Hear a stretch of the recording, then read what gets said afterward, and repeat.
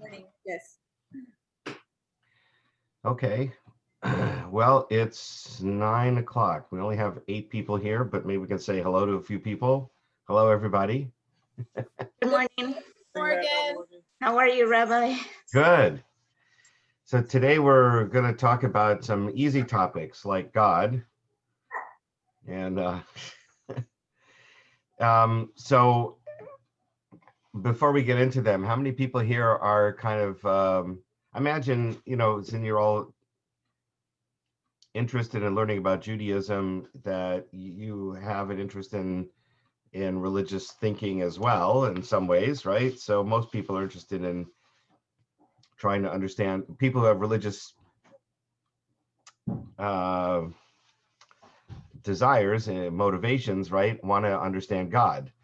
And so what I'm going to be talking about today is some different Jewish ways of understanding God. And in the Jewish world today, there are many different ways. In fact, there's a book which I should have put on the syllabus, at least on my handout for today. It's called I don't know, Different Paths to God or something like that. It's written, well, you know what, I'll look it up before we start the class. I'll just hang in there with me and I'll just look it up on Google, on Amazon, sorry, right.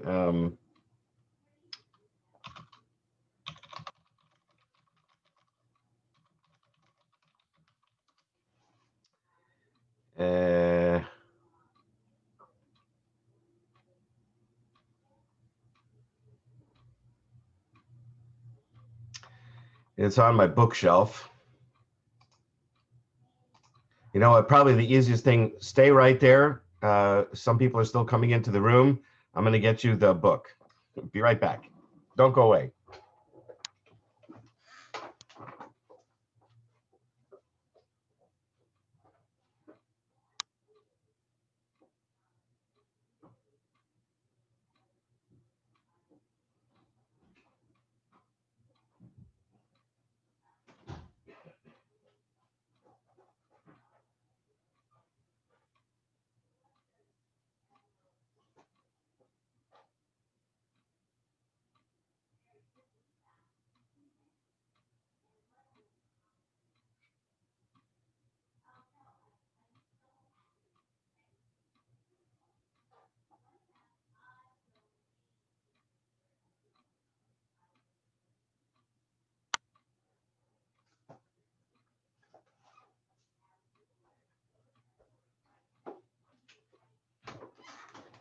Okay.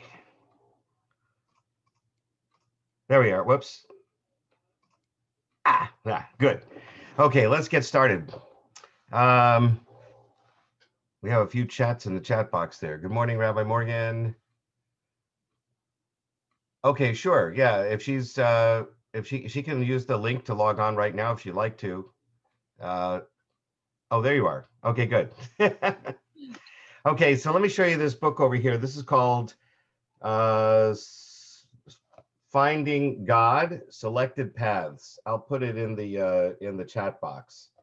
And this is an updated version of a book that used to be called something like 8 Paths to God. They've now expanded it to include many more. There's about 12 that are mentioned here.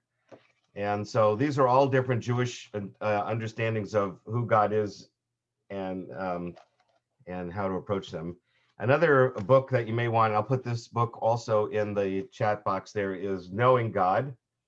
This is by one of my all-time favorite teachers, Elliot Dorff. This is his own, he's an extreme rationalist.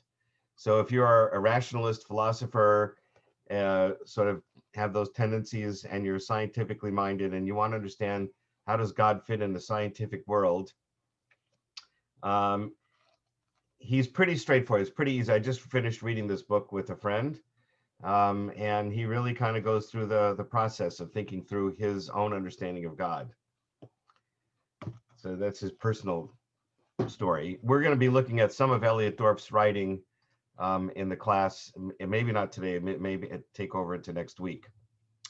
Okay, so let's get started. I'm going to share the screen as I point. Let me put in the chat box first those 2 titles. and then we'll get started. Knowing God by Elliot Dorff and Finding God, selected responses by Rifat Sonsino and Daniel Syme. Yeah, so I don't know if you guys shop on Amazon. Most people, I guess, buy their books on Amazon these days. Easy to find on Amazon. Okay, so I'm going to share the screen now, and we'll take a look at this outline, which is fairly ambitious. So fasten your seatbelts. Last week was 4,000 years of Jewish history in 1 hour, and this is going to be understanding God and Torah and Revelation in 1 hour. So I intentionally left an extra class session to deal with matters of Jewish belief, and the way I'm looking at this outline here, some of this will be held over until next week. So, okay, everybody ready? Let's start with my favorite story about God is actually from the Hindu faith. I didn't know this when I first started teaching it, but I looked it up many years ago. Turns out it's from India. It's a story that's told about several blind people who come in contact with an elephant, right? And so each blind person comes in contact with a different part of the elephant. One comes in contact with the trunk, and the other one the tusks, and the other is the flappy ears. One comes in contact with his hide, one with his tail, one with his toenails, right? And they all have this different belief about what an elephant is based on the part of the elephant that they were able to touch, that they were able to feel. They're all blind, so they can't really see the elephant. They don't see the whole elephant. They only understand the part of the elephant that they've actually come in contact with. And then they argue with each other about what an elephant is. And since they can't agree, they go to the wise man and they ask the wise man, what is an elephant? And this is what I think, and this is what I think, and this is what I think. And the wise man says, you are all correct, and you are also wrong. So you're all correct because the part of the elephant that you touched, you've described pretty well. You kind of describe what an elephant is based on the part of the elephant you encountered. But you're all wrong because you think that's the whole elephant. And so you need to put together all your different ideas about what an elephant is to try and understand what an elephant is. And so when we talk about God in the Jewish world, one of the fundamental principles that we all believe about God is that God cannot be seen. God is not visible.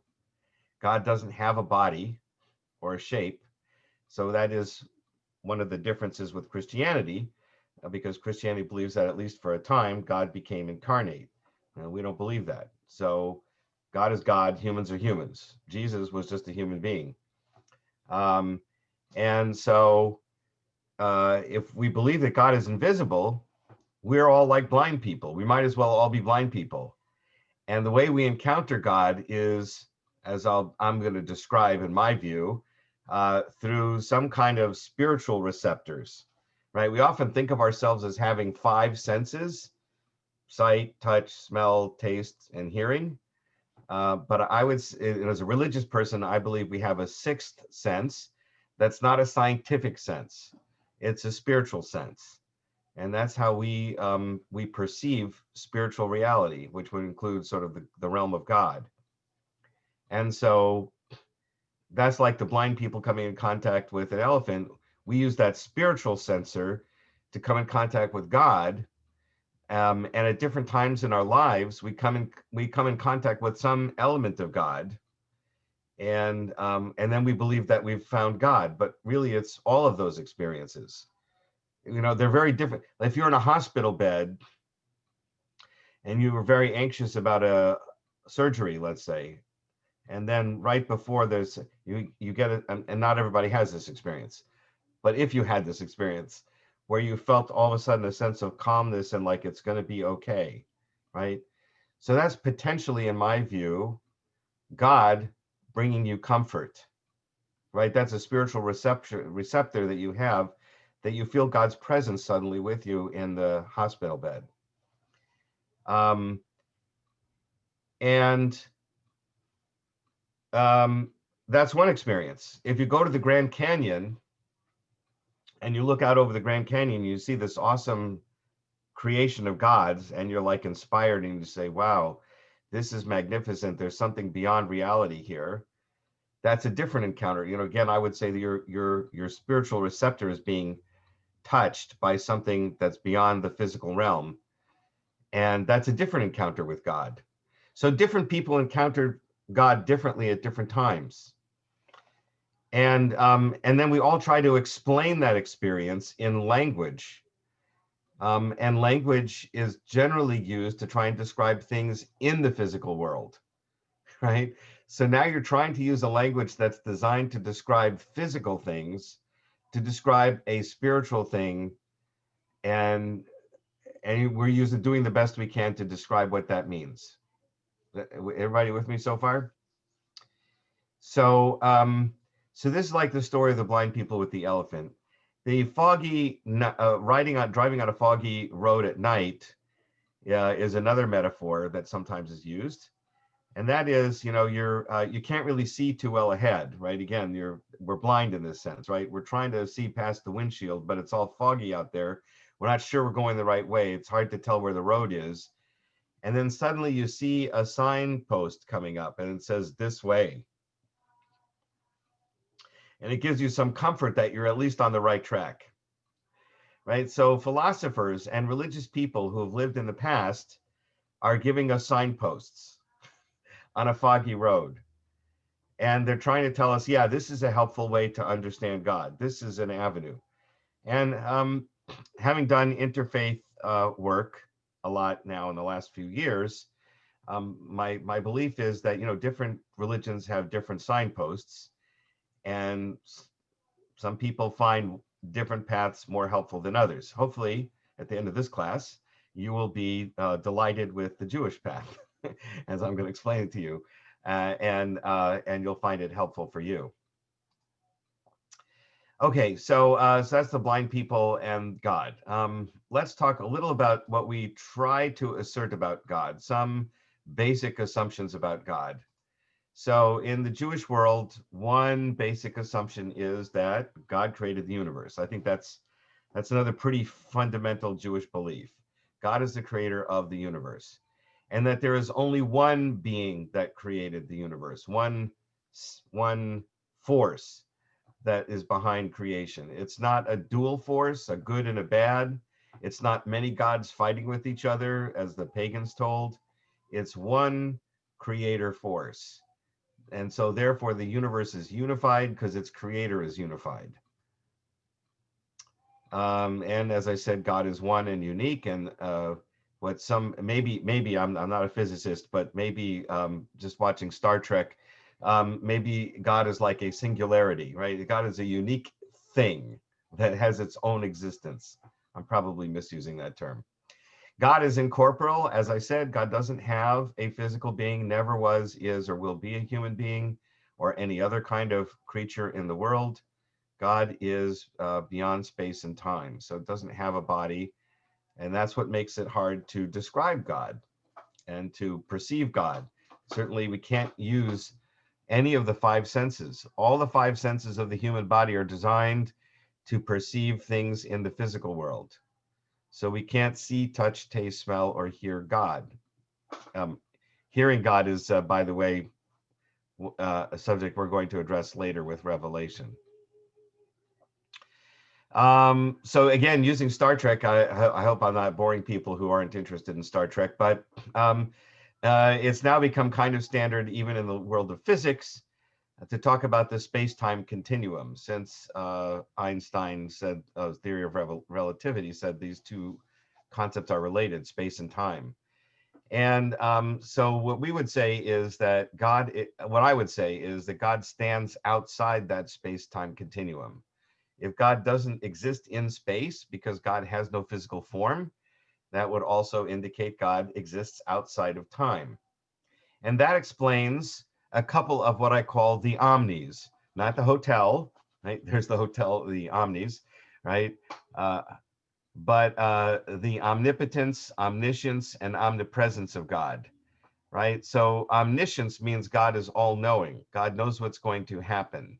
And omnipresent means God is everywhere, right? How can God be everywhere and know everything, including the future? Well, if God exists outside of the space-time continuum, for God, time has no meaning. Beginning or end, earlier, later, doesn't mean anything to God. God sees everything all at once inside the space-time continuum. And that's how God can be omnipresent. I hope this isn't bending everybody's mind too much, but I'm trying to, again, use English language to explain how I understand, at least, God's existence. The problem of God's omnipotence, that is, that God is all powerful, we'll discuss on another occasion. That is about why do bad things happen to good people, right? If you have a good God and he's all powerful, why isn't the world perfect, right? That's the subject of another class session. So hang in there, we'll get to it. It does say in Genesis that human beings are created in God's image. What is the difference between omnipresence and pantheism? Right. Okay. Right. So pantheism means God is in everything. And there are Jewish. I haven't reread this book, Finding God, Selected Responses, but I'm fairly certain that there are Jewish thinkers who would have a belief that's more closely related to pantheism. That is, that everything is divine, everything in the world is divine. I'm not of that belief. The more general Jewish belief is that God is beyond the physical realm. God can be sensed by his creation. You can see what God created and get a sense of who God is, but that doesn't mean God is in the rocks or in the trees, right? Whereas pantheism would say God is in all of those things.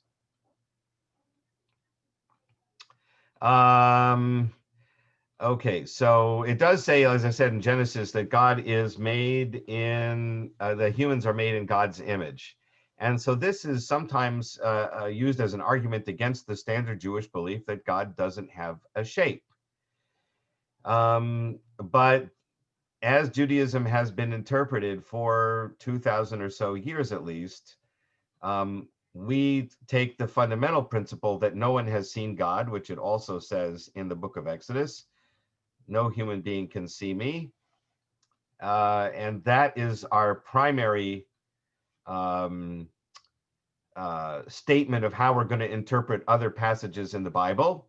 And so then we read the passages where it says humans are created in God's image through the lens of, yeah, but it can't be a physical image because God doesn't have one.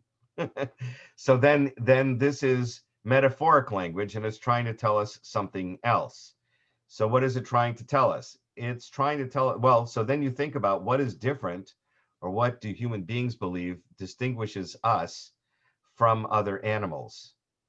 So we believe that we're intellectually superior, that we have some spiritual sensibility, that we have a spiritual sensibility, that we have a soul, that we have the ability to make moral choices. We have a sense of what's right and wrong, and we have free will to make choices about what we want to do. And now it may be that animals have some element of each of those, but the general human understanding is that our abilities in those areas are far superior to animals. And it's those things, those characteristics, that are sort of knockoff versions of what God must have. So if we're more intellectual, our brain is more developed, God's is infinite, right? If we have a spiritual sensibility, God is the ultimate spiritual source, right? And of course, our sense of morality comes from God. So those aspects that define humanity and distinguish humanity from other creatures are the things we think are divinely given to us. And that's what it means in Genesis when it says humans are made in God's image. Now, there are some Jews, Mordecai Kaplan is one of them, who believe that God is not a being. By the way, feel free at any time to stop me and put questions in the chat box or whatever. You can interrupt me at any time. So Mordecai Kaplan was a modern Jewish philosopher, 20th century, lived in New York. And he wrote a book, Judaism as a Civilization. And his view was that God is not a being. God is a force. What does that mean?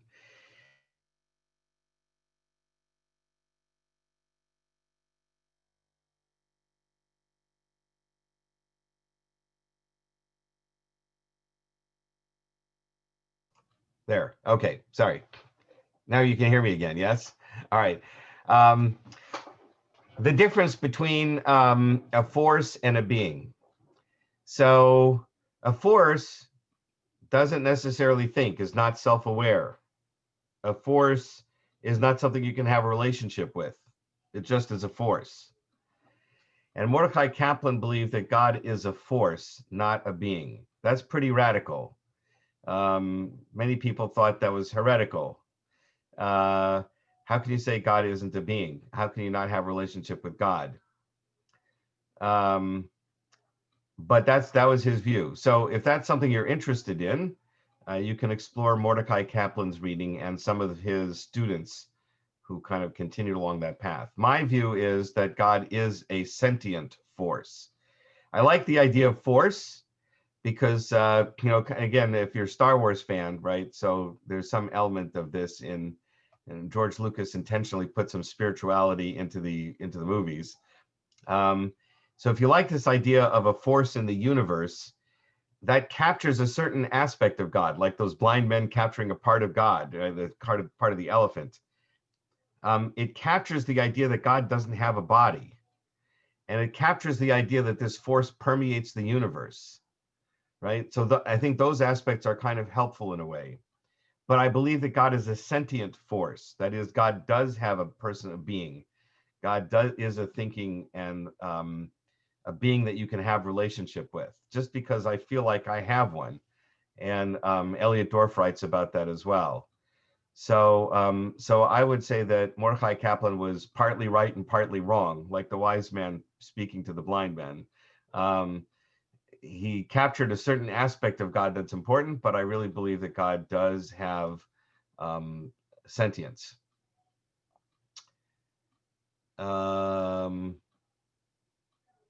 Right. So God is, so Terry says God is everything, in everything, as gravity is a force. There's a force that binds an atom together. You also have God, who is the, right.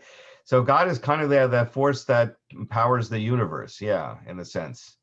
And in some ways, again, you could think of it in George Lucas terms that you're tapping into that force. But there's not like a dark side and a good side. That's not a Jewish thing, right? It's what you choose to do when you're tapping into that force. The choices you make about how you use that, that's the key. So, okay, let me go back to my outline. So that's the difference between force and being. One of my teachers described the prayer book, the Jewish prayer book, as the authorized theology for lay people. What does that mean? It means the rabbis who spent a lot of time thinking about God and having a relationship with God and arguing about the nature of God wanted to give lay people who are the sort of not the academics, right? The rest of us who are in the pews, some idea of the things they thought about God, some clues as to what God is.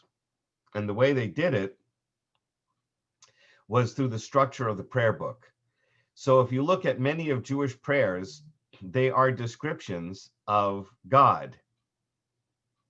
Not so much asking God for something per se, as describing God as a source of power, or God as a force in history, or God as a power that we relate to.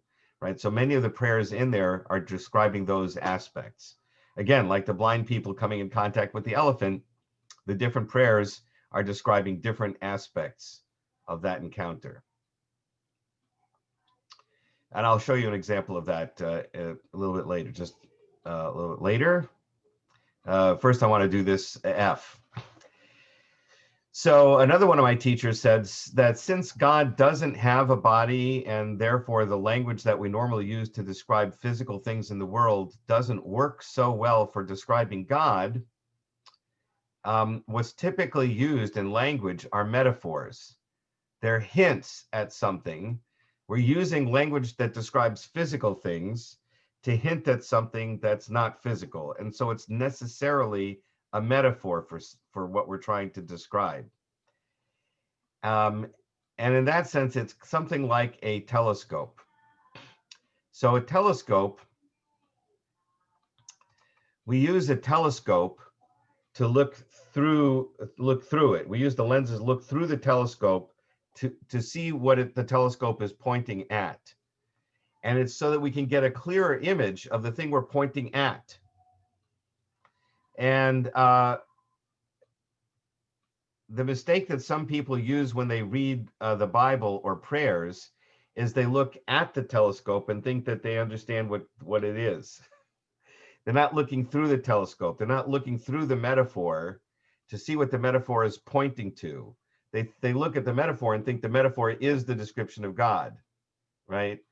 So that's one reason why I use this telescope metaphor itself. The telescope is itself a metaphor, and I'm using it to try and show how we make the mistake when we're reading the Bible or the prayer book of thinking we've understood God by reading the flat surface meaning of the words, when they're really trying to point us in a direction and help us see something more clearly that we wouldn't understand without that help. Does that make sense? The other thing about that is that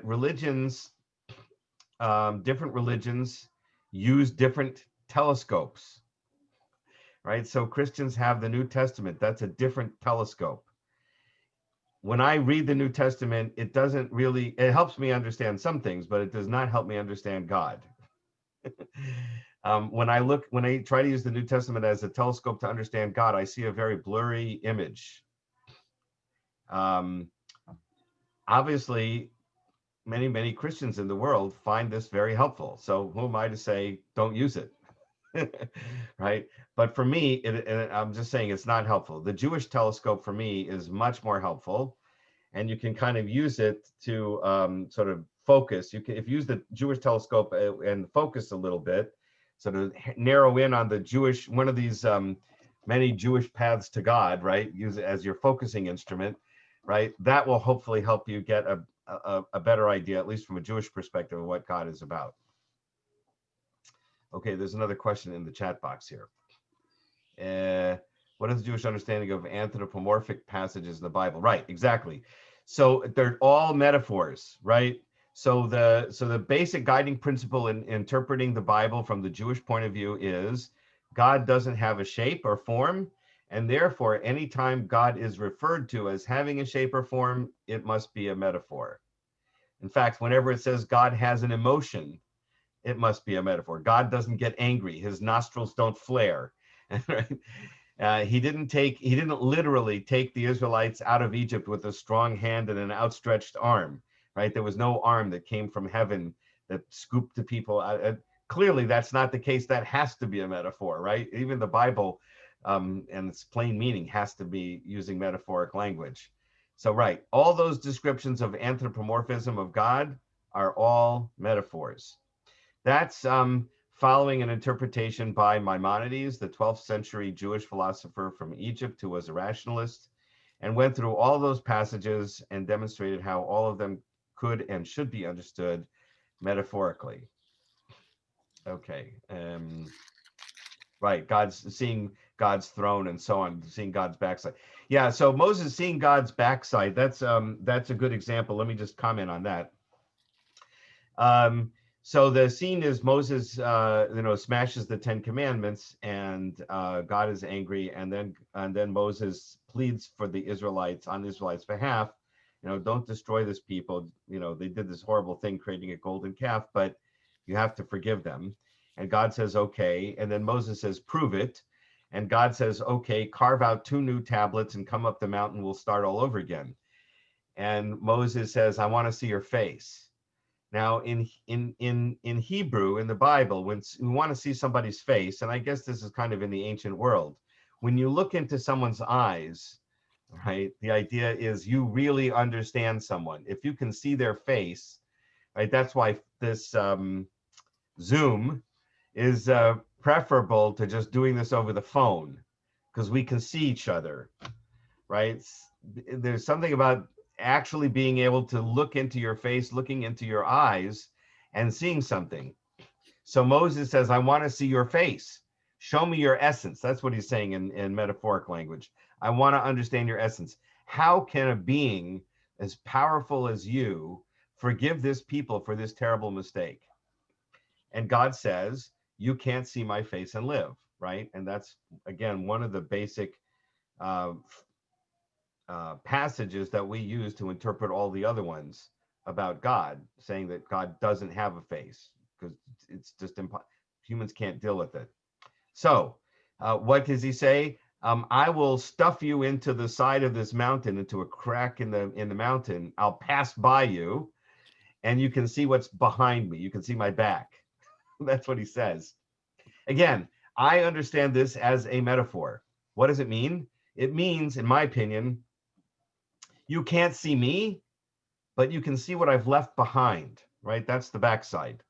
What have I left behind? I've left behind this magnificent planet.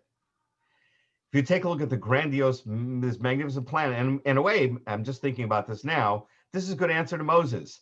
Moses saying, how can you forgive these people? You are so powerful. You are so awesome. They made this terrible mistake.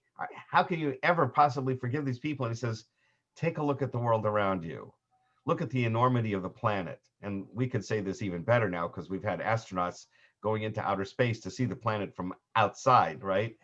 It's magnificent. It's beautiful. It's awesome. It's awe-inspiring. God can forgive anything, right? We're tiny little things on the planet. Forgiveness is an easy thing for God, right? I think maybe that I'm just coming up now with a metaphoric interpretation of that. Okay, let's go back to the text here. So we don't look at the telescope, we look through it. And now I'm going to look at one particular prayer and show you again how the prayer book is sort of the authorized theology for the Jewish people. This is a prayer that describes God in 2 dramatically different ways. Kind of already gave it away for you. This is a prayer that we now use to conclude many of our services. We finish, I think, both the Friday night and Saturday morning service at Beth Yeshurun with this prayer. It's not an official part of the prayer liturgy. It was written sometime later. It was a beautiful poem. People liked it. It was set to many different melodies. It became very popular, and people wanted to sing it. So it has a sort of a prominent place in the prayer book, kind of concluding every service. Okay, it's called Adon Olam, which I used to believe meant master of the universe. So let me just take a moment here to tell you a little of Hebrew. Adon does mean master. So when you say Adonai and use that as God's name, you are saying my Lord, my master. My Lord, I guess, would be the way you would say it. But olam in Hebrew, this word here is olam, the one I'm circling with the little hand. Can you see the hand circling it there? This word olam in Hebrew can mean universe. It can mean the world, but it can also mean eternity. And I just find it fascinating that the Hebrew language, well over 3,000 years ago, the word for universe, the word for physical space, was the same as universal time, which kind of long before Einstein seemed to understand that space and time are related, and that the ultimate space and ultimate time is God. right? I mean, that's kind of a mind-blowing thing.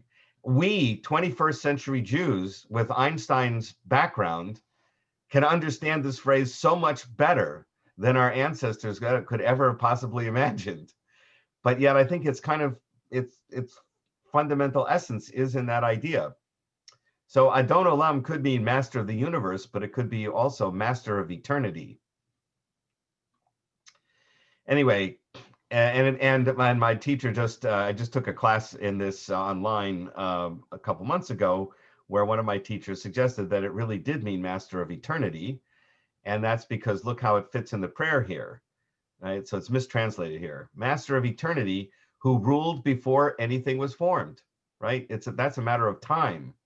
He existed before the space-time continuum. And at the time when his will brought into being everything, right? And then his name will be called king. After all has ceased to be, he'll still be there, right? So he totally exists outside of the space-time continuum. He is, he was, he will be in splendor. He is one, right? This is the important part. We believe that there's only one of these forces in the universe. He's unique. There is no second to compare to him, to declare his equal. Without beginning and without end, right? Because he exists outside of the space-time continuum, we would say today. His is the power and the dominion. Now I'm going to cut to the chase and kind of, normally I do this in a question and answer format. That's the end of the first half of the prayer. Now notice how the prayer changes. And he is my God, my living Redeemer, the rock of my pain in time of distress, my miracle, a refuge for me, the portion of my cup on the day I call. Into his hand I entrust my spirit, when I go to sleep and when I awake. With my spirit is my body. God is with me, I will not fear, right? So what has happened? Now the focus of the prayer is not on God's awesomeness and God's uniqueness and God's majesty outside of space and time. God is right next to me. He's my God, my Redeemer, my rock. He's right there when I'm in pain to comfort me. He's miracle is not the right word. He's my banner, like a flag, a refuge for me, like a safety place, a place of safety for me. The portion of my cup, he fills my cup with everything I need. The day I call, I entrust my spirit into him when I go to sleep. Right, this was always kind of a freaky thing, and I guess it still is in some ways. When you go to sleep at night, are you going to wake up in the morning? And where do you go when you sleep? Right. So there was this who looks over you while you're sleeping and you're helpless and you're not even conscious, right? So he's there, God is there protecting you while you sleep, and he wakes you up when it's time, right? And with my spirit is my body, God is with me, I will not fear. So you have these two halves of the prayer. One is what some people call the philosopher's God. That's the God is awesome, source of everything, outside the space-time continuum, right? That's philosophy. And this is about a personal God who you have a relationship with. And they're two very, like the blind people and the elephant, grabbing two completely different aspects of God and smashing them together into one prayer. And that is a very typical Jewish move, taking opposite concepts, smashing them together and say, hold on to these two thoughts at once and meditate on them for a while, right? This is Cosette. Yes. Can I say something? When Sure. In that poem, I saw a 3-part transition. Oh, really? So cool. Okay. Should I put this? Let me put it back up again. Okay, go ahead. Okay, so the way I see it, and I'm new to everything, so the way I see it is, you see where he's like the universe right at the beginning, Yeah. and then where it says he is one. That's, to me, that's a transition. It's bringing him to more to be closer to us, and then the third one, that's where I see he's right next to us. Does that make sense? Okay, well, so look, poetry and texts are always subject to multiple interpretations, and once they're out there, it's like the artist who is standing next to somebody in an art gallery, and the person, the observer, is saying, wow, this is a beautiful painting, what did you mean by this? And the artist says, I don't know, what do you see in it? No, like, I painted it, it's now in your hands to interpret it, right? Yeah. Yeah, and that's another thing that Judaism loves to do, is to interpret texts in many, many different ways. Having said that, I like what you say in this sense, that you've got this philosopher God here, who's awesome, all powerful, omnipresent, and stands outside the space-time continuum. Right. But then there's this idea that God, yeah, you know what? I'm liking what you said more now. Right, because the second half is about how God is a personal God, and that might lead you to think there's two different beings we're talking about. So no, the thing that's holding these two parts together is the sentence that says he's one. Yes. It's the Yes. same God. The Mhm. philosopher God and the personal God is the same being. And so I love this, actually, what you just said. The sentence that holds the two parts together is the statement that this is the same thing that we're looking at. Love it. Great. Yes, exactly. And the wrestling, Jacob wrestling with God, exactly right. There's many ways, right? We love to interpret text in many different ways. Okay, that's in the chat box. Okay, so that's the first part. I think now we're going to try and do a little more. Now we're going to get a little more complicated, if that's possible. And that's going to deal with, how does God communicate with us? So I'm going to introduce that subject with, and I won't have time to finish it today because I only got 15 minutes left, a very complicated subject of who wrote the Bible. And specifically, who wrote the 5 books of Moses. I'm going to start with that because the way God communicates with us affects tremendously how we understand how the Torah came into our hands, the 5 books of Moses. How do we understand it came into our hands depends a lot on how we understand God communicates with us. So I'm using the Torah as a specific example of God communicating with us, and then I'm going to draw some general conclusions from that about that subject. And I'm probably going to freak some people out right now. So let me just say, I don't have time to give all the details about what I'm about to say, but if you're interested and curious about this, there's a 1-volume book that's easy to read called Who Wrote the Bible by Richard Elliott Friedman. And he presents in pretty easy to understand language and gives many, many, many examples of how we came to understand how the Torah was written in modern Bible scholarship. Okay. So, by the way, if this is upsetting, by the way, I'm always happy to have appointments. So if you want to talk to me about this and challenge me, I'm cool with that. And also I respect your differences of opinion as well. So I'm just giving you my opinion based on the classes of Bible I took. But obviously there are different views of this. The traditional Jewish view is that Moses was God's secretary, pretty much, right? So God is speaking in distinct words, Hebrew words, the very words that are written in the Torah, and Moses is God's secretary, and he's taking notes. And so the 5 books of Moses, from Genesis to Deuteronomy, are the notes that Moses took when God was speaking. And it is exactly and precisely the words of God, every single word. That's the traditional view. In the 1800s, German Bible scholars began to discover that there were some problems with that view.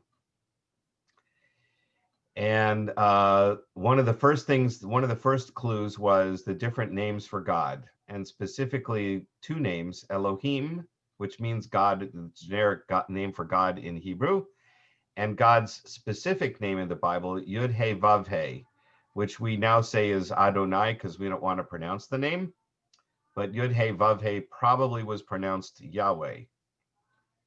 We're not supposed to pronounce that name. And so instead of pronouncing that name, every time we would normally say that name, we now say Adonai. But it's God's name. So like Harry or Dick or John or whatever, it's God's name. So sometimes in the 5 books of Moses, the generic term Elohim is used, God. And sometimes in the Bible, God's specific name, Yod-Heh-Vav-Heh, is used. And then they also noticed that in those places where Elohim is used, some stories kind of lined up with one way of looking at God.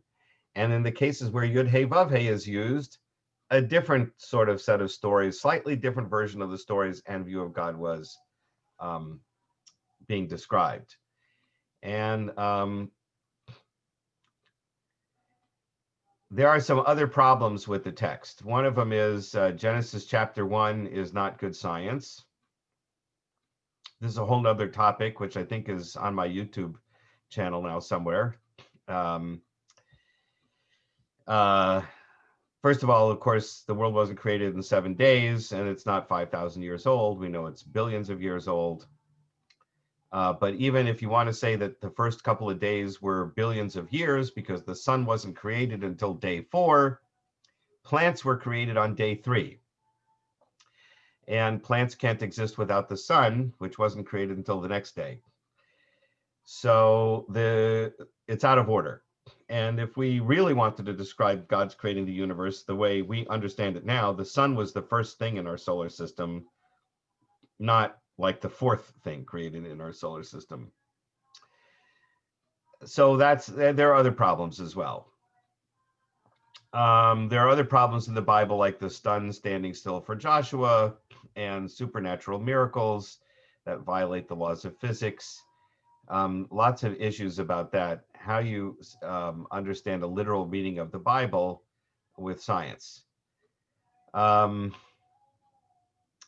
Chapter 2 of Genesis, and it seems to be a separate, if you didn't read it the way we now do, following chapter 1 of Genesis, it looks like a completely different creation story. And modern Bible scholars say it is a completely different creation story. It was a standalone creation story, completely distinct and separate from chapter 1. The style of writing is different. The order of the creation of things is different. The relationship of God and creation is different. It has a completely different feel to it. And modern Bible scholars say they were written separately by different people at different times. And then there's the story of Joseph trying to kill his brothers, which I will show you in a minute. Actually, let's just take a look at it now. Okay. So I assume for purposes of this morning, most people know about Joseph and his brothers. He was an obnoxious kid who basically told his brothers that they were all going to come to worship him. So they hated him and they decided to kill him. And so one day he went out to go see how they were doing, and they see him coming from a distance. This is Genesis chapter 37. You can read it. Verse 18, they see him coming from a distance, and before it comes close to them, they conspire to kill him. They said to one another, "Here comes that dreamer. Let's kill him and throw him into one of the pits, and we'll say a savage beast devoured him, and we'll see what comes of his dreams." Right? That'll be the end of him. But Reuben hears it and tries to save him. "Let's not take his life." He says, "Shed no blood, cast him into the pit.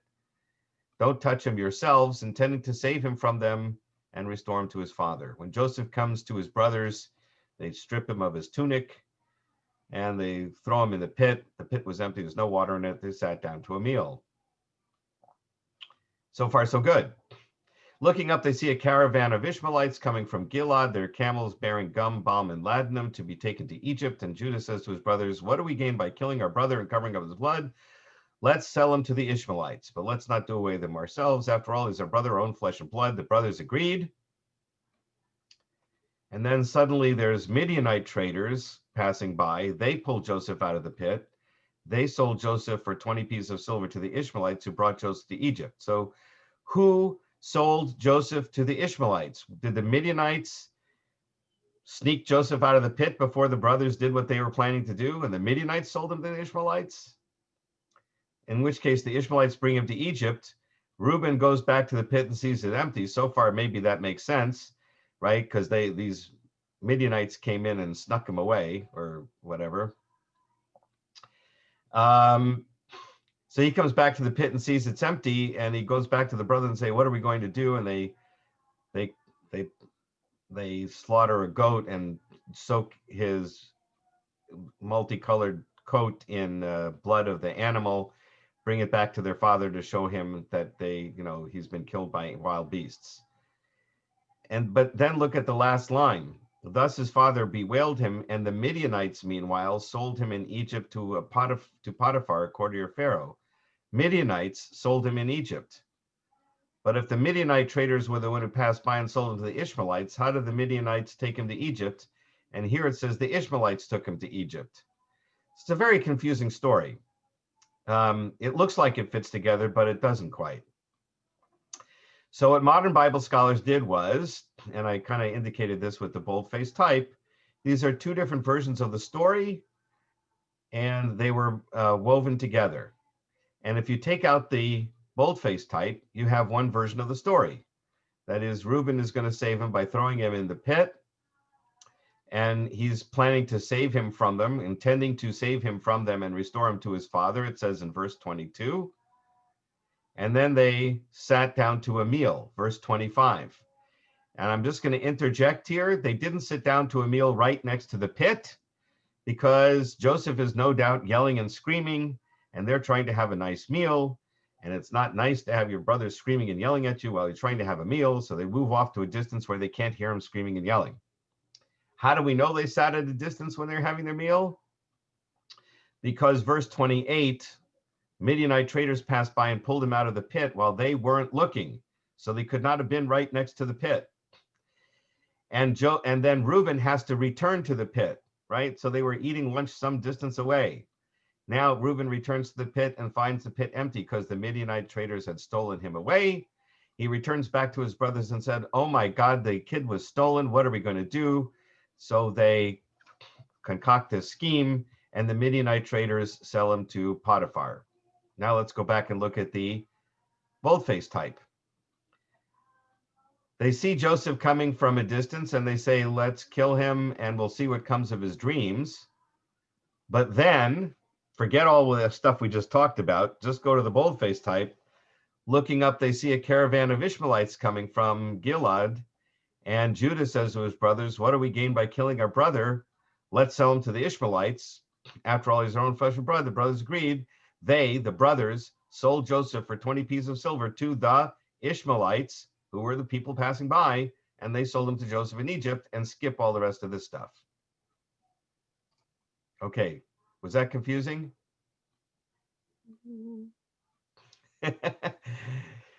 What I'm trying to say here is there were two versions of the Joseph story. In one version, Judah tries to save him. In one version, Reuben tries to save him. In the case of Reuben, they're going to put him in a pit, and Reuben's going to come back and rescue him. But Ishmaelites come by and steal him away while nobody's looking. In the other version, Judah tries to save him, and he does so by seeing some Midianite traders passing by, and he says, "Let's sell him to those Midianites instead of killing him." Two different versions, two different brothers trying to save him with two different means of doing it, right? And in one case, the Ishmaelites take him to Egypt, and the other case, the Midianites take him to Egypt. How did it happen that there were two different versions of the story that then got done like this? That's the question. Now, if this was the only case where that happened, then you could say to me, "Rabbi, you're making too much of this." We'll figure it out. And our ancestors saw the contradictions right before modern Bible scholarship, and they said, "Oh, we can explain these away. Ishmaelites and Midianites traveled together, so it really was the same group of people." But it's not the only case, right? So there are lots of contradictions and parallel stories. Like I said, there's two versions of creation, but there's those are parallel here. There's two times where Beersheba gets named, and this is in my outline here, so you can look up the verses yourself. Two times when I think somebody's names are changed, where 2 times where the city of Bethel is named, 2 times where Jacob's name is changed to Israel. The famous one is Jacob wrestles with the angel all night and he prevails. And so then the angel says, good, I'm going to change your name to Yisrael because you have struggled with divine beasts and have prevailed.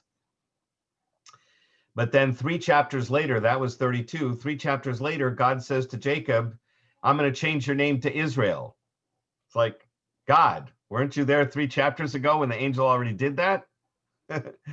How did you miss that event? When was God, and this was the question again, the difference between God's name, Yud He Vav He, and Elohim. When was God first called Yud He Vav He? Well, he appears to be Yud He Vav He several times earlier in the text, before Exodus, where it says, I wasn't known by this name before. So, what is Moses' father-in-law? Moses had, his father-in-law is generally Yitro, but he's called other things as well. Patriarchs and wives. How many animals were in Noah's ark? Was it 2 of each kind, or 7 pairs of clean animals and 1 pair of others? As what happened to Joseph was the one we just talked about.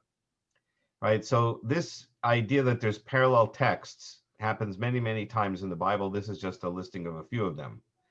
And then there are anachronisms. And I'm going to have to end with this, and I'm going to leave you in suspense.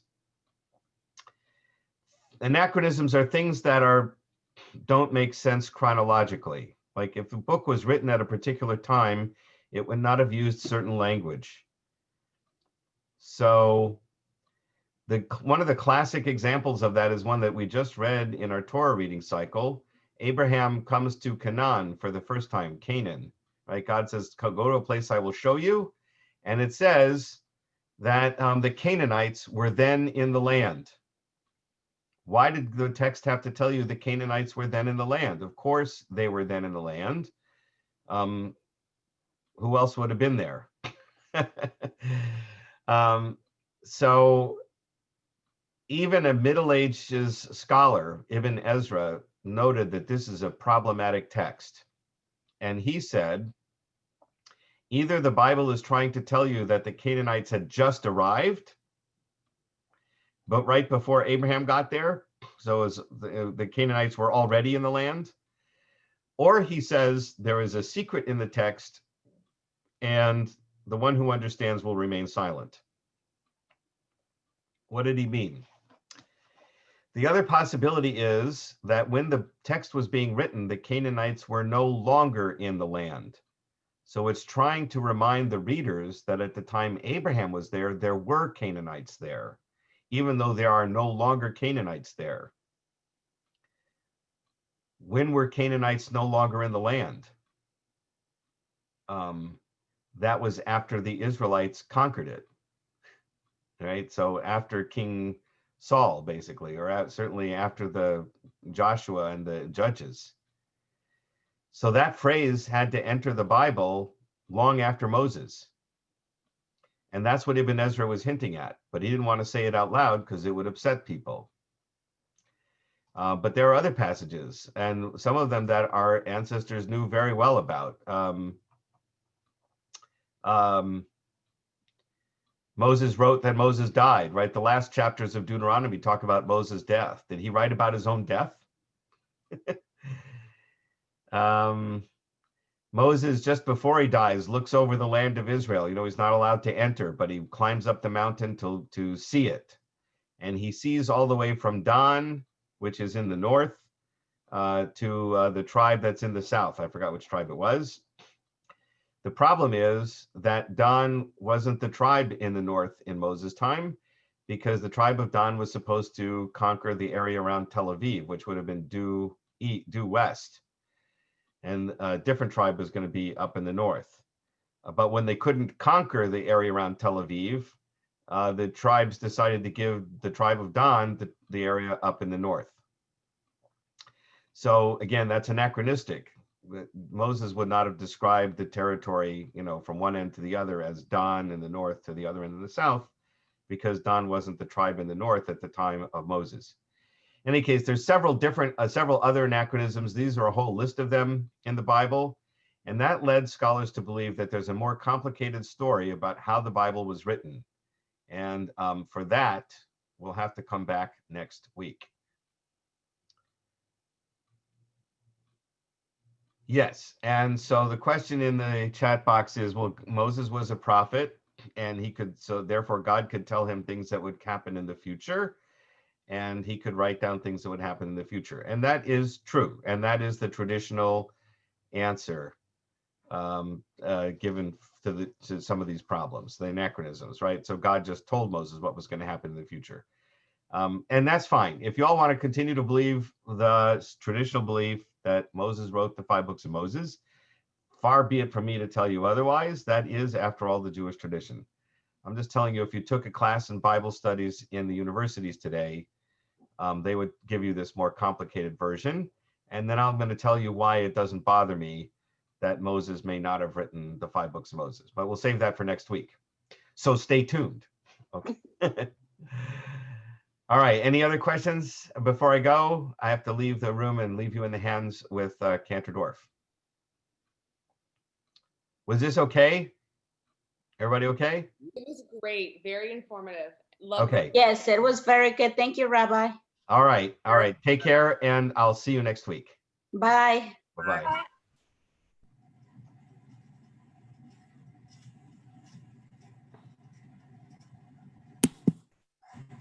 Shalom. Shalom. Okay. Manishma. Tov. Tov Todah. Tov Todah. Okay. I just want to remind you, Tov, right? Okay.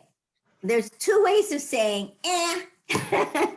One way, if someone asks you how you are, you can say kacha, kacha. Or you can say beseder. Beseder means okay, literally. That's how it's used. Okay. So I'm going to ask you how you are. And even though you're all doing great, I want you to say beseder. Manishma. Beseder. Beseder. Okay. Now, I think I told you that religious people usually say Baruch Hashem, which means praise God, whether they're doing really well or whether they're not doing really well. They say Baruch Hashem, praise God, because they don't want to complain if they're not doing well. And they want to still be grateful for what God gives them. They would say Baruch Hashem. So now we'll try that one. I'm going to ask you how you are, and you can say Baruch Hashem. Manishma. Metsuyan. Metsuyan means excellent. So, all right. I'd like to do the Aleph Bet song. Now, wish me luck on finding the Aleph Bet song. Here we go.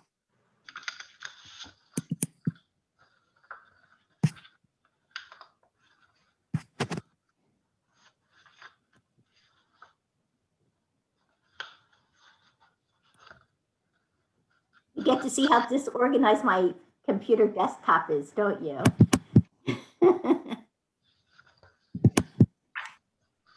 Okay, here we go. The Aleph Bet chart. Can you see it? Yes. Okay. All right.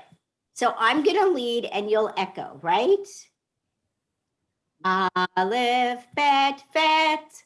Aleph, Bet.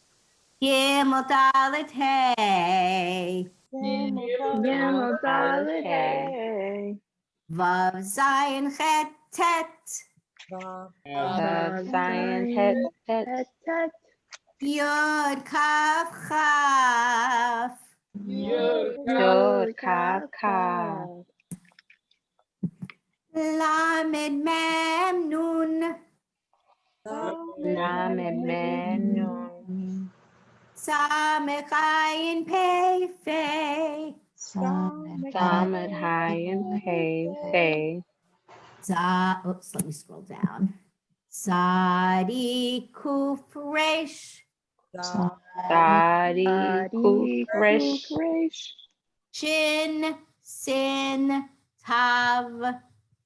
Shin Sin Tav. I think I can make this smaller. How do I make it smaller?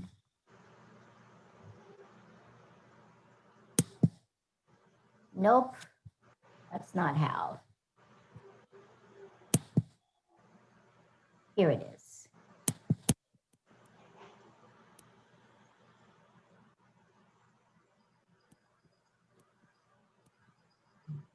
There, that's better, isn't it? Yes, it is. Okay, how do I get rid of this now? Okay, here we go. I have no idea what I'm doing. Anyway, this is so embarrassing. Aleph, bet, bet. Aleph, Bet. Gimel, dalet, hey. Gimel, Dalet, Hey. Vav, zayin, het, tet. Zion, Tet. Yod, kaf, kaf. Yod, Kaf. Lamed, mem, nun.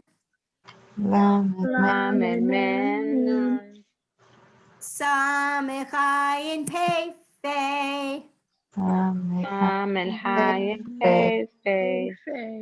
Sadi, kuf, resh. Sadi Kufresh. Shin, sin, tav. Shin Sin Tav. Okay. How many of you have been practicing that? Has anybody I been have. practicing? Yay! Kol hakavod. Kol hakavod. Josh especially has been practicing. He's been really good. Oh, that's nice. So, well, sometimes just the influence, the environmental influence can help, right? Absolutely. So I would love to have, first of all, this Aleph Bet chart that I was using is in your book, right? It's on page 95. So why don't people just turn to page 95?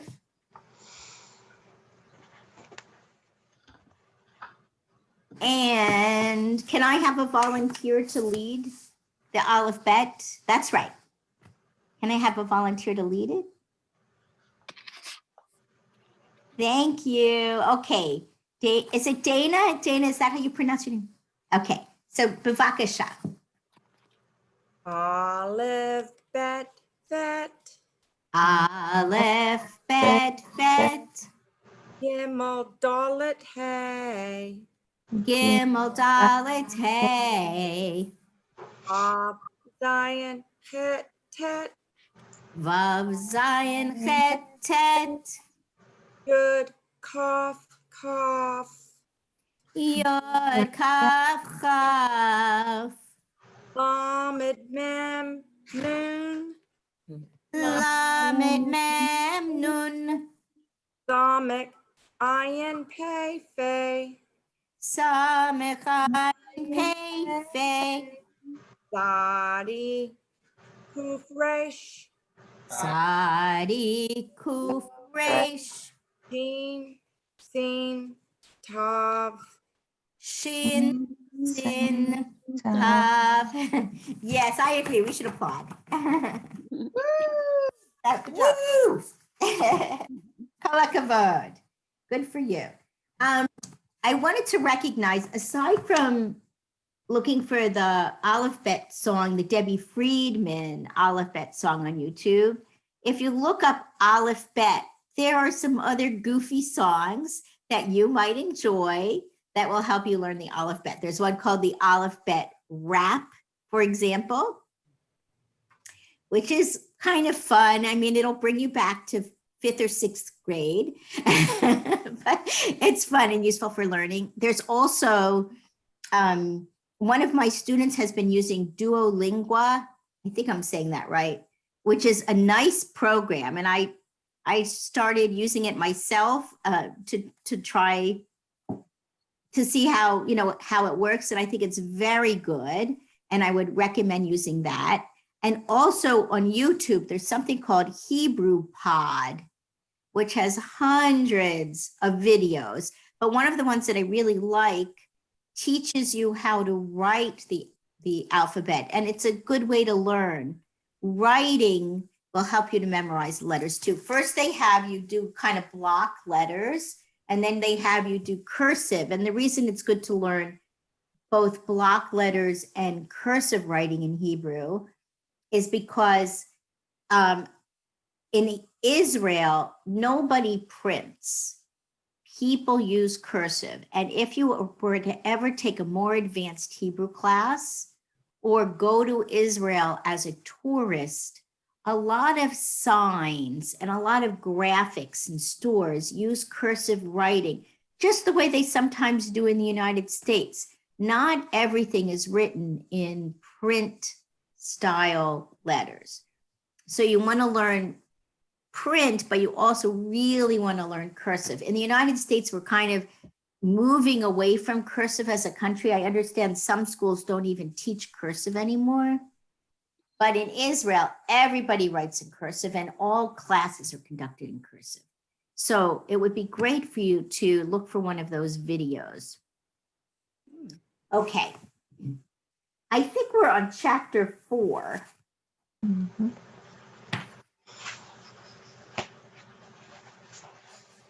Okay. Oh, okay. So on chapter 4, we're learning one of my favorite words, bracha. Bracha. Bracha. It has a vowel that we're about to learn, bracha. And bracha means blessing. And I think you've probably heard some other words that have the same root as bracha, like the word baruch, right? In the word baruch atah Adonai, blessed are you, God. And a bracha is a blessing. A bracha is a blessing. And if you wanted to say blessings, like I have many blessings in my life, you would say brachot, brachot. Okay. So for example, when I was teaching you, Baruch Hashem, that means blessed is God, or bless God. Baruch Hashem. Okay, so let's look at the 3 new letters that are in circles. The first letter, the one that's curved, is Resh. Now, in Israel, you can tell who the Americans are because we say Resh, because the American R is but in Israel, they say Resh kind of with the back of their tongue. Resh, Resh, with the back of their tongue. You don't have to do that.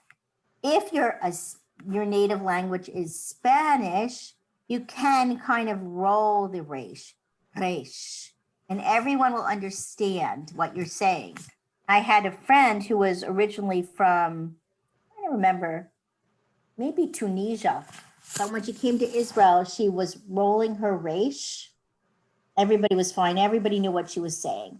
So if you show up in Israel with an American resh, you're okay. If you show up with a Spanish R sound, sound, they'll understand that too. So I'm an American and I have a lot of trouble with the Israeli resh. So I'm going to go with an American Resh. Okay, so the next letter that looks a little bit like a bet, and then we've had kaf before, right? We said kaf has a cookie. So here's kaf without the cookie, right? It doesn't have the dot in the middle, and it's pronounced like this. chaf, chaf, chaf, chaf. So how do we make that sound? How do we make that sound? If you made a K sound and you made a little bit of space, when we say K, the back of our tongue is hitting the roof of our mouth. K, K, K. But instead of letting your tongue hit the roof of your mouth, if you open it up just a little bit so that you can blow air through it, instead of saying K, you would say, it's the same formation as K, only with a little space for the air to go through. Can people try that?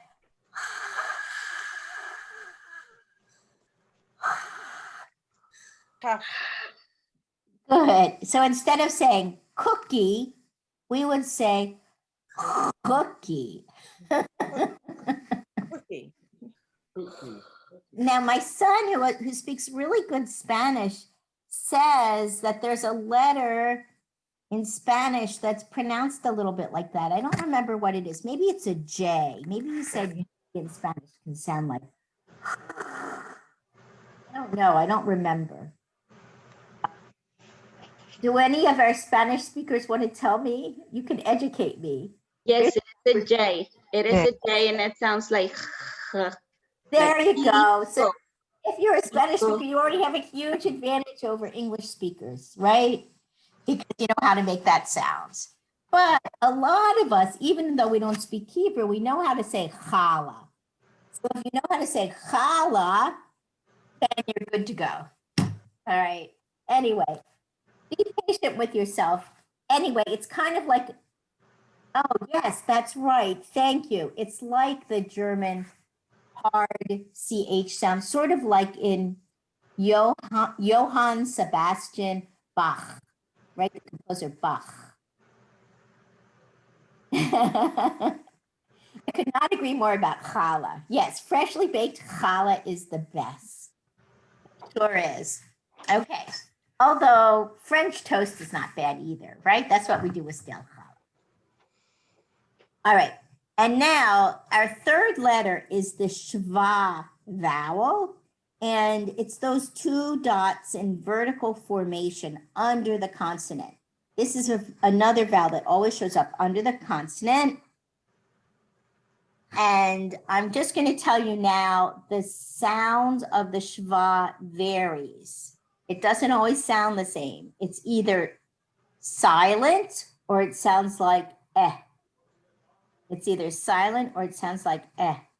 So I'll tell you that at the beginning of a word, we always say it. We always say the sound. So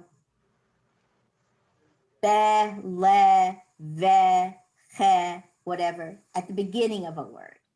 In the middle of the word, there's different rules that are kind of confusing. For now, we're going to pronounce it, eh. All right. Let's take a look and review the consonants that we've already had. So we've had bet, tav, tav, shin, mem, lamed, kaf, hey. Let's do those again. Bet, tav, tav, shin, Shin, mem, Mem, lamed, Lamed, kaf, Kaf, hey. Hey. So I'd like to suggest this. I'm going to say the consonant name, and then I'm going to say it with the ah vowel under it. So I'm going to say, for example, bet, ba, tav, ta, tav, ta, like that. Okay, can you do that with me? Bet, Bet, ba, Ba, tav, Tav, ta, Tav, tav, ta, Ta, shin, Shin, sha, Sha, mem, Mem, ma, Ma, lamed, Lamed, la, La, kaf, Kaf, ha, Ka, hey, Hey, ha. Ha. Now, I don't want to put anyone on the spot, or maybe I do, but is there anyone who'd like to do that exercise that I just did for us for the class? Do I have a volunteer? Oh, Linda, thank you. Okay. Ba. Do you want me to say the letter too, or just say the sound? Yeah, like bet, ba, ta, ta. Bet, ba, tav, ta, tav, ta, shin, sha, mem, ma, lamed, la, kaf, ka, hey, ha. Woo! Very good. Would anybody else like to do it? Okay, well, next time, maybe you'll think about doing it for next time. Okay, here we are. We're going to go down to line 1 in the bottom of the page, and we're going to work on the letter resh. Okay, now, in the notes for this section, it suggests doing the vowel, the shva vowel. That's what those 2 dots are called, shva. Those 2 dots are called shva, though they don't tell you. They suggest doing it like alone, but I'm not going to go with that. I'm going to go with like in said, like in said. Okay, there are reasons for that, which I won't go into now.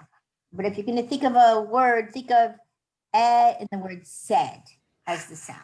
Okay, here we are, line 1. I'm going to read line 1 once by myself, and then you can read it with me, okay?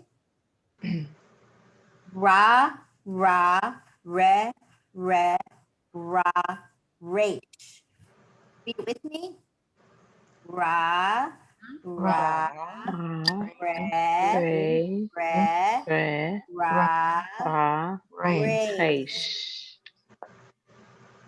Okay, line 2. Feel free to write in any cheat sheets that you want, any notes that you want while I read it. Te, she, me, le, ke. Okay, now I'm going to read it with you. Join me this time, line 2. Te, she, me, le, ke. Okay, line 3. Let me start by just doing the consonants, and you'll do the consonants after me. Resh, resh, bet, bet, shin, shin. Can you do that with me? Resh, bet, bet, shin, shin. Okay, good. And now I'm going to read the line with the vowels, and then we'll read it together. Ra, re, be, ba, sha, she. Ra, re, be, ba, sha, she. Good. Okay, next page. Okay, online, we're going to do that name tag. On line 1, what is the name of that consonant? On line 1. Tav.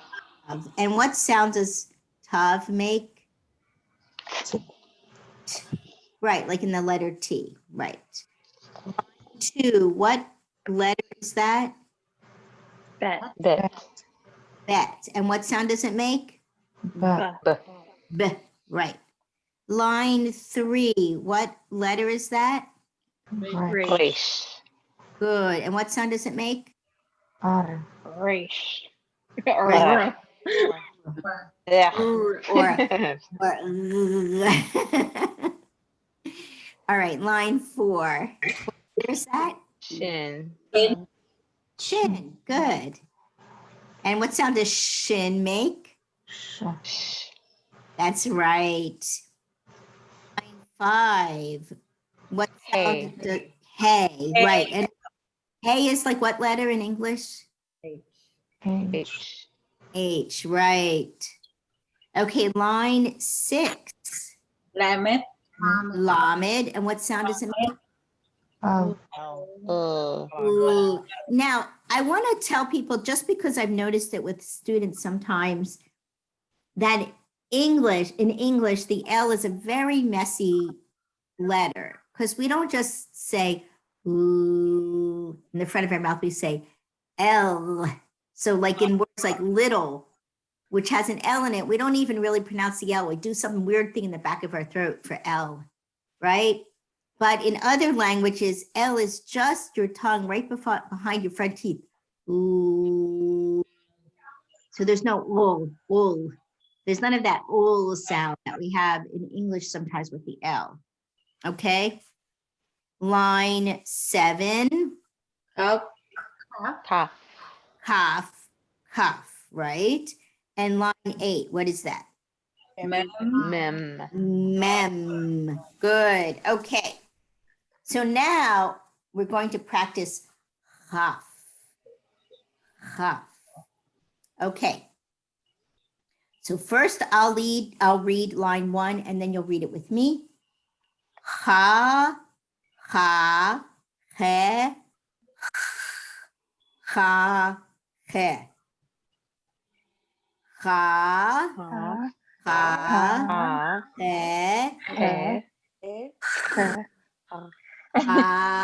he, he. Good. Line 2. Ka, ke, ka, with me. Ka, ke, ka,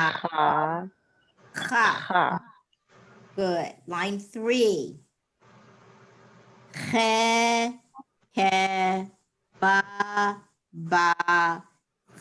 ha, ba. See, that was tricky, right? The teacher who wrote this book sneaked in a couple of bets because she wanted to confuse you. Okay, so don't be confused by the bets. All right, here we go. Let's read it together. He, ba, ha, ba. Okay, and now we have some 2-syllable words on line 4. Be, ha, la, ka, ha, he, ha. So notice when the hey is at the end of the word, it's silent, right? Okay, let's try reading that together. Be, ha, la, ka, ha, he, ha. Good. Okay. Top of page 19. Okay. When a shva appears in the middle of a word, it usually makes no sound. It stops the syllable. I don't know if any of you remember from school that we had words that had open syllables and closed syllables. Does anybody remember? Does anybody remember what a closed syllable is? It's like a million years ago. I think I probably had this in, yes, Kayla? Yeah, so the closed syllables, like instead of O, it's ah, or like. Oh, no, that's the vowel, right? Long vowels and short vowels. Oh, Really, really never good guess. You know, I probably had this in school in 3rd or 4th grade, and I'm old now, so. But a closed syllable is a syllable that ends, that begins and ends with a consonant, right? A closed syllable begins and ends with a consonant. And so the shva usually shows up at the end of a closed syllable, right? A syllable that begins and ends with a consonant. And that is why you see in this word that they're giving us an example, malka, the shava is at the end of the closed syllable. Now, when a shva is at the end of a closed syllable, it's silent. It's silent. So that's what it's warning us about that. Okay, I am going to skip in the reading on page 19 all the way down to the to line 4 because I want to do the longer words with you.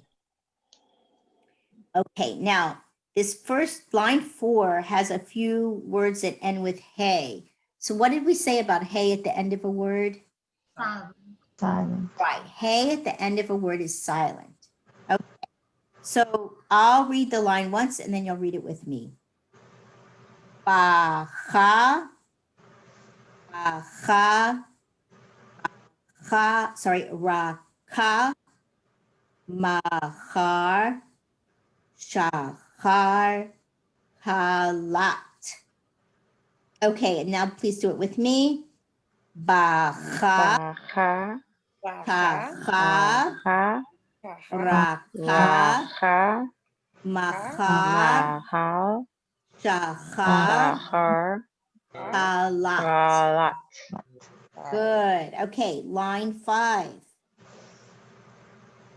Kala, ha, ma, ka, rachash, lakat.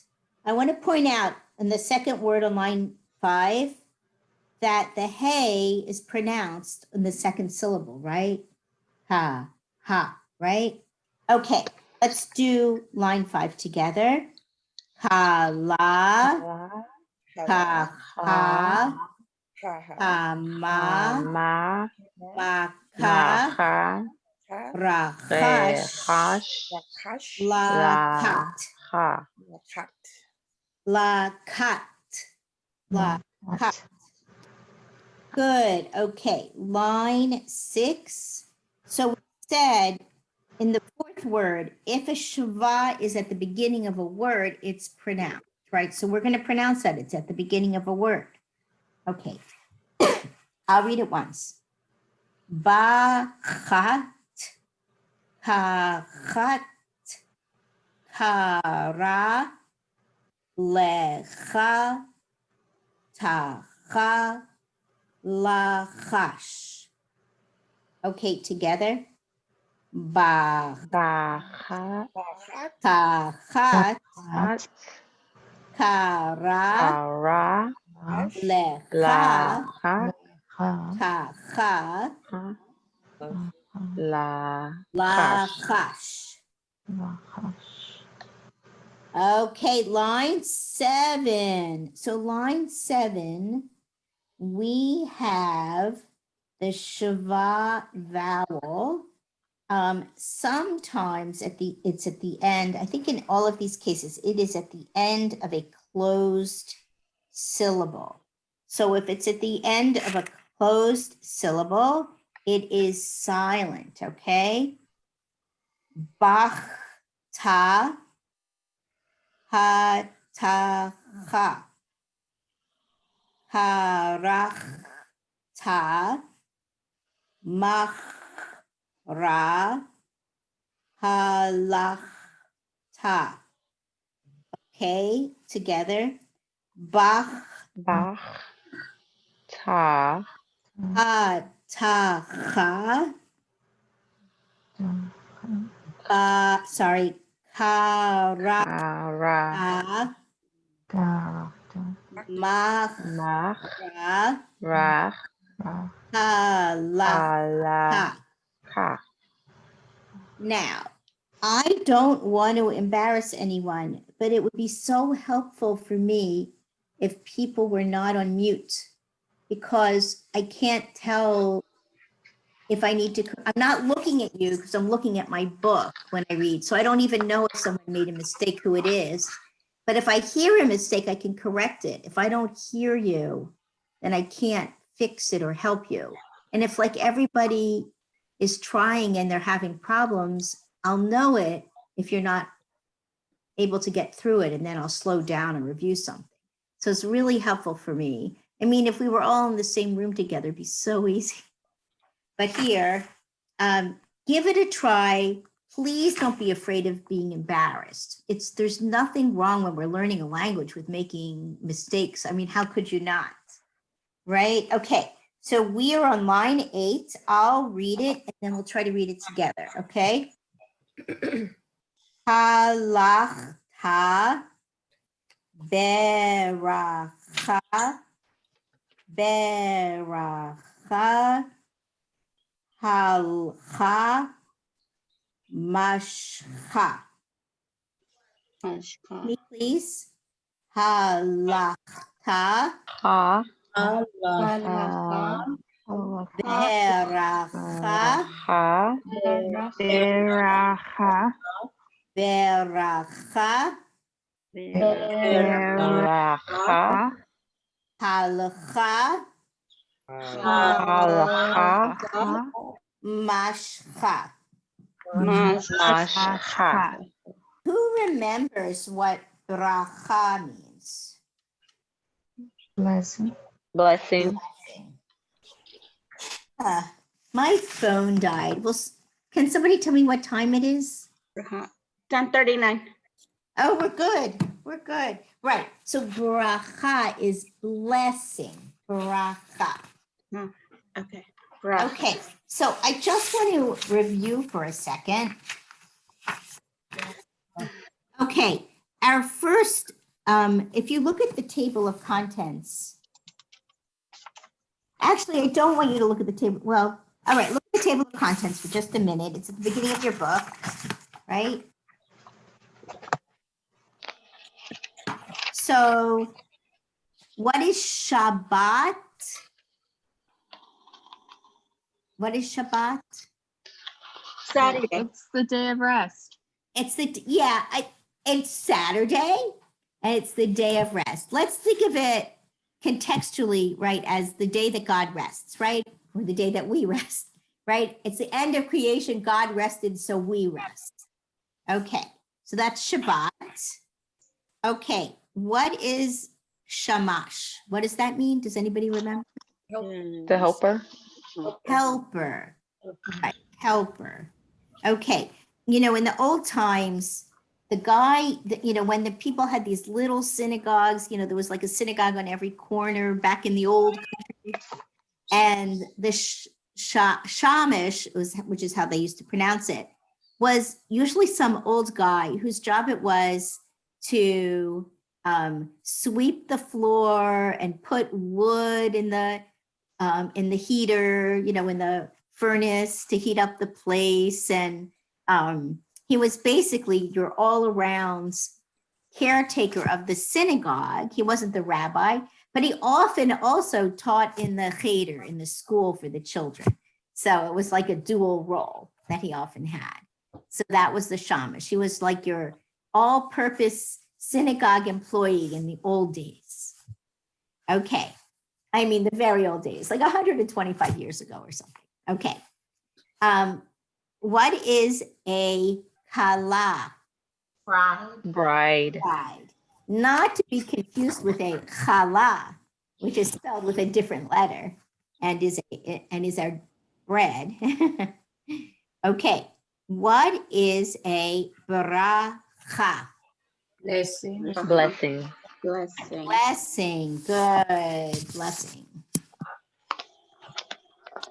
Cantor Dorf, I have a question, please. Yes. Okay. So with the 2 dots, I forgot what you said they were called again. Oh, Shva. I would say SHVA. Shva. Okay. So with those 2 dots, and like on that page we were on 19, so you said that it stops like the consonant, so it would be malha instead of maleha, right? Yes, yes. If it's at the end of a syllable, yes. Right, so that's correct. It's malcha. Okay. Right, that is So correct. to remember to not to pronounce it in the middle as maleha, Right. just malha. Okay. Yeah, and there are some fairly complicated rules for this vowel moving forward. But for now, if you think 85% of the time you'll be right if at the beginning of a word you pronounce it, and if there is a single shva in the middle of a word, for now, just assume that it's silent. There's a single shva, because there are words that have two shvas, and that's special rules related to those.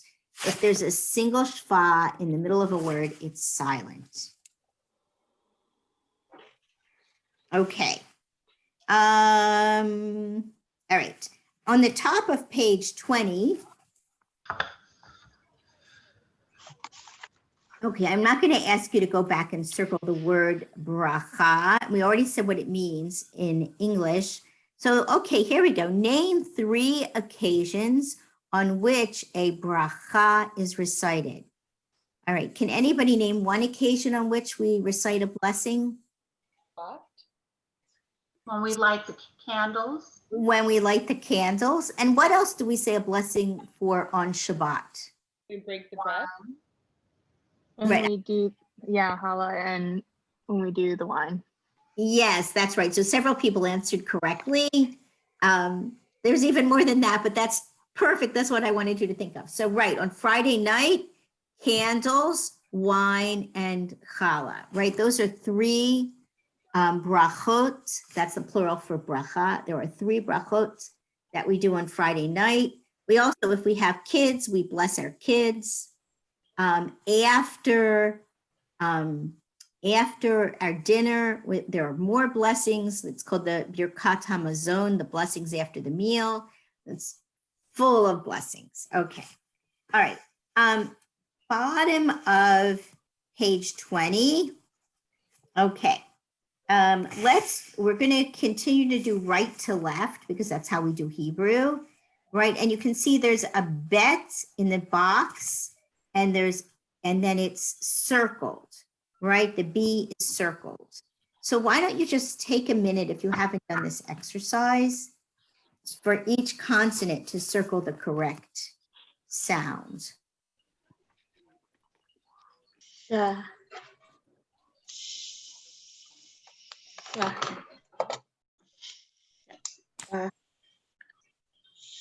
Sha.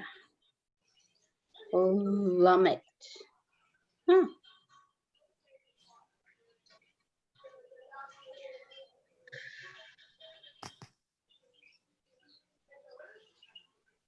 I noticed I couldn't use the chaf because they don't have any equivalent in English.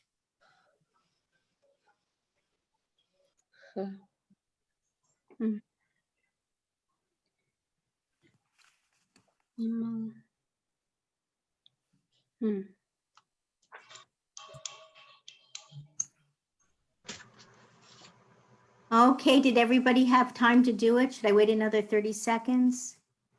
Everybody's done? Okay. So it's Bet, B, Shin, Sh, Lamed, L, Kaf, K, Resh, R, Tav, T, Mem, M, Tav, T, K, H, right? Mhm. Okay. Okay, we've got plenty of time. I think since we have lots of time, how would you feel? All right, let me give you a choice. I can go on the synagogue website and open up the Siddur and work on the Friday night Kiddush, or we can do the next chapter in our Hebrew book. Is there any preference? Would people rather work on Kiddush or keep working our way through the I have a quick question. This is Cosette. So last week you had said something about giving us a website where we can learn how to block our letters. Oh, yes. Here, let me get that right now. Hold on.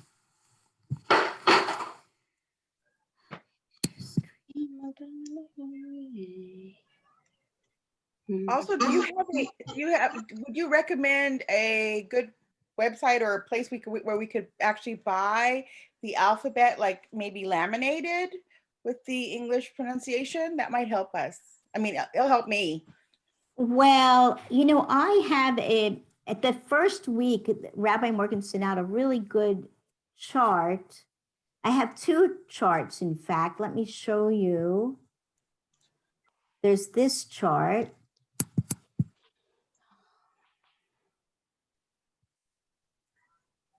Which has print, cursive, block, name of the letter, and the sound of the letter. Would it be possible to have that one sent to us? Yeah, I'll have it resent. I'll ask Rabbi Morgan to just resend it to everyone. Because things that go out first week, I have a feeling not everybody was here then or whatever. Okay. And then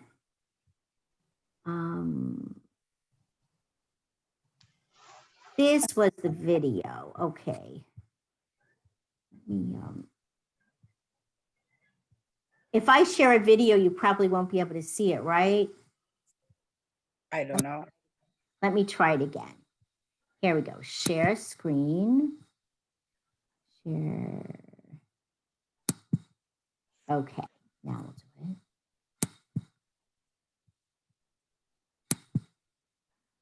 All right, here we go.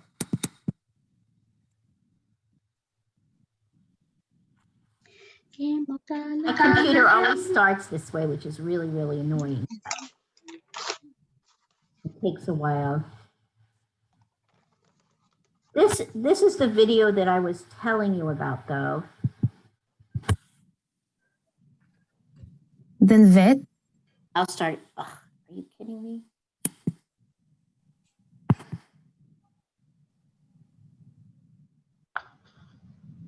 My computer is very slow with bringing up these videos. Handwritten.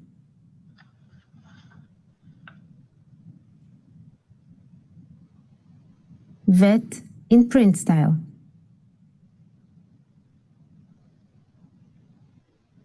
Did you know you can already write a word in Hebrew? This is Abba.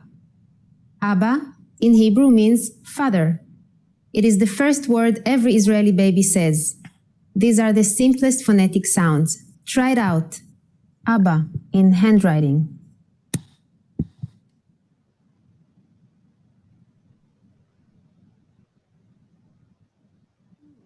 And now the print style. Abba. Yeah, this is a great video. I'll put the link in our chat. It's a little Great job. It's a little In this boring. lesson, you learn the first two letters of the Hebrew alphabet, the Aleph, Bet.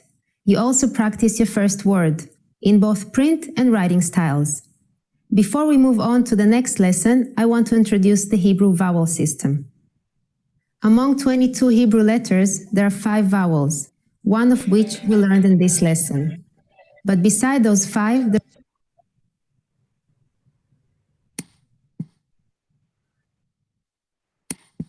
Okay, I'm gonna put that. It's dry, and by dry I mean she's very serious and she goes slowly. But it's really, really good if you were patient enough to do that. Oh yes, I'm probably gonna say your name wrong. Is it Jedediah? Am I saying your name right? So, but you're absolutely right. This is a great YouTube channel. This Hebrew Pod is a wonderful channel. It has many, many resources. People who succeed in learning Hebrew use many sources, right? Because an hour a week with me, it's it's not enough to become super proficient, although I'm sure that you would learn the alphabet by the end of the year. I picked up But if you had, thank you, Jedediah, did I say that right? Okay, thank you. Yeah, in Hebrew, it's Yedidia, Yedidia. And it's beloved, right? Beloved of God, Yedidia. Okay. So Hebrew Pod has conversational Hebrew and Hebrew grammar and how to read Hebrew. I mean, it's really, really nice. And this particular video, if you were patient and you were willing to use it, I would say maybe 10 times, right? So that would be about 10 hours, maybe a little less than 10 hours. You would be quite proficient in writing the alphabet and you would know the names of the letters. It's not the be all and end all because, you know, in English, knowing the alphabet is not the same as knowing how to read, but it's a great start. So I would highly recommend using Hebrew Pod and you know, trying to use that video. Okay. I am not going to start chapter 5 because it's 10:50 already. We won't have time to get very far, but can I ask you to, if you want to, I mean, it would be really, really good for your learning if you did chapter 5 once yourself before class. If you're able to, you'll see that if you review the lessons before class, it really accelerates your learning. Okay. Before I close the window, I'd like to recommend that people copy the link. You know, do you know how to do that? How to copy the link? Right, you select it, copy it, and then paste it somewhere else.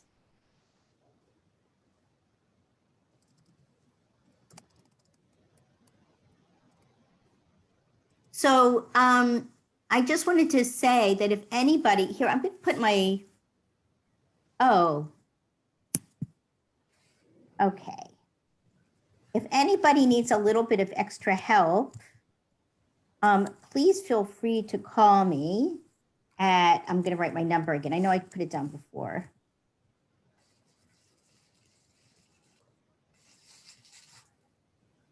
Okay. Yes, we can try doing Kiddush once. Let me get the, do people still have my number? I should put it out for everyone. Writing's not that easy, but Grammarly can help. This sentence is grammatically correct. Sorry. All right. There's my phone number. If anybody wants to call me for a little extra help, let me see if I can get the Kiddush for you. Hold on. Share screen.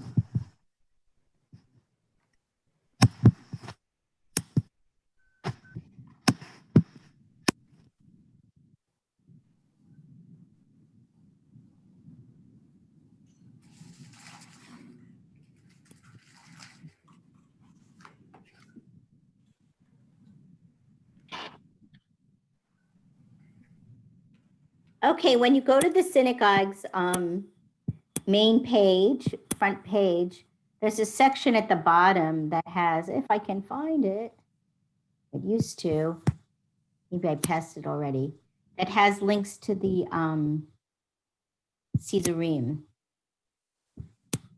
Here we go, right here. Oh, it's near the top. It's right under the picture of the sanctuary, prayer book excerpts.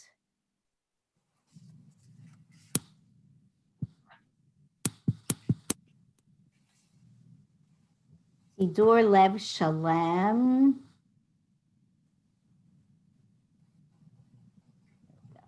So I'm going to Sidur Lev Shalem, Kabbalat Shabbat, and Shabbat evening service. Here we go. And then Friday night, the Kiddush is on page 55.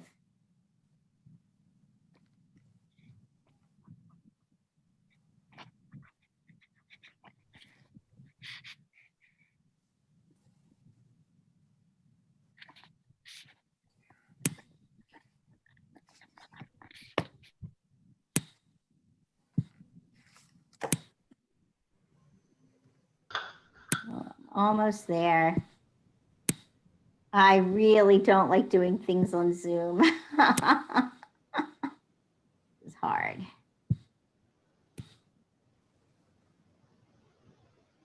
I encourage you to go to the website and find the Siddur there and print out Kiddush on page 55, because that would make it really easy. Actually, I guess I could send you a mailing with this. That's what I'll do. I will send you a PDF. Next And time you can all- just type in the little box, type the number of the page that you want to find. Is there a little box? Yeah, right up at the top where it says the page numbers, there's like a little box. Oh, really? Oh, now I know. You mean right here? Oh, Yeah. Thank you. I can't tell you how much time you have saved me. No problem. Isn't that interesting? It is not the page 55. It didn't take me where I wanted to be. Let me just say that.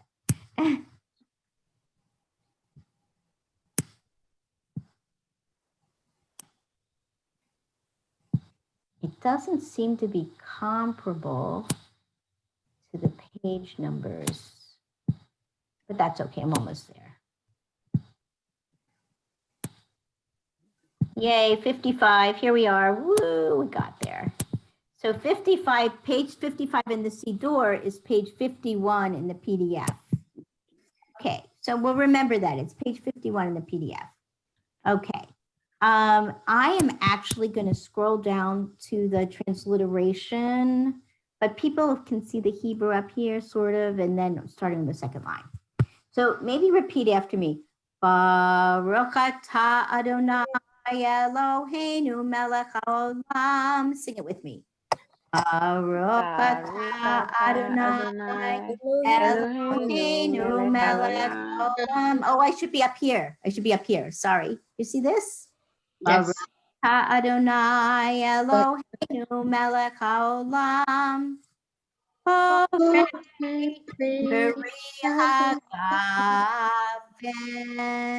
That's blessed are you, Adonai, our God, King of the universe, creator of the fruit of the vine. I'm going to sing it one more time. Baruch atah Adonai Eloheinu melech haolam, borei peri hagafen. Can you sing it with me this time? Baruch atah Adonai Eloheinu melech haolam, borei peri hagafen. Good. And now down here. Baruch atah Adonai Eloheinu haolam. Sing that with me. Baruch atah Adonai Eloheinu melech haolam. Asher kedeshanu b'mitzvotav.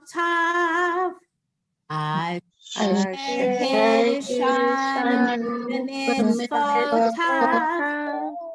Veratzavanu.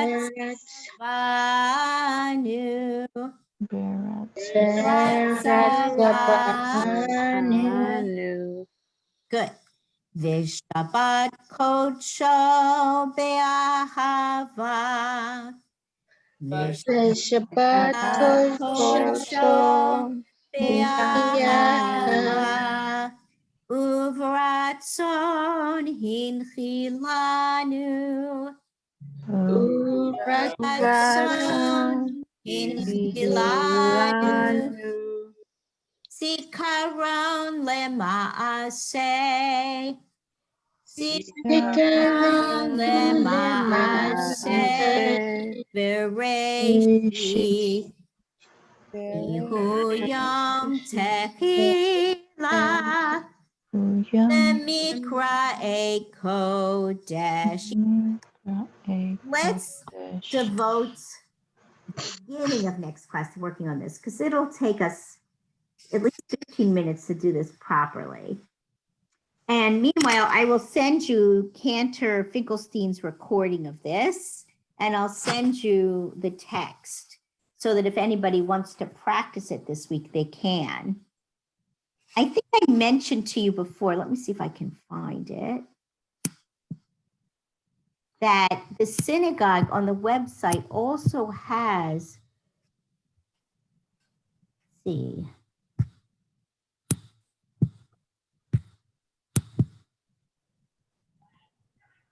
It has like a little booklet here, Shabbat Renewal Transliterated Booklet. That has like all of the prayers for Friday night transliterated. And it has candle lighting in here, and it also has Friday night Kiddush. So this is very easy to print out because it's short. I would recommend that you print this little booklet out for yourself, and then you will become very, very comfortable with the prayers if you use this booklet and you regularly follow the Friday night services at Beth Yeshurun. And you know, there are streaming videos so that you don't even have to watch services during services. You could watch services at another time and follow along in that booklet, and you would learn all the kind of congregational melodies, and you would learn candle lighting, and you would learn Kiddush pretty painlessly if you use that little booklet and you watched the videos on a regular, for Friday night services on a regular basis. Because I think it's okay if you learn something by ear and you learn it with transliteration first and then learn to follow it in the Hebrew. I don't think that there's anything wrong with learning it that way, and it might accelerate your learning. Anyway, I'm so sorry that I have to go. I have another student in a few minutes.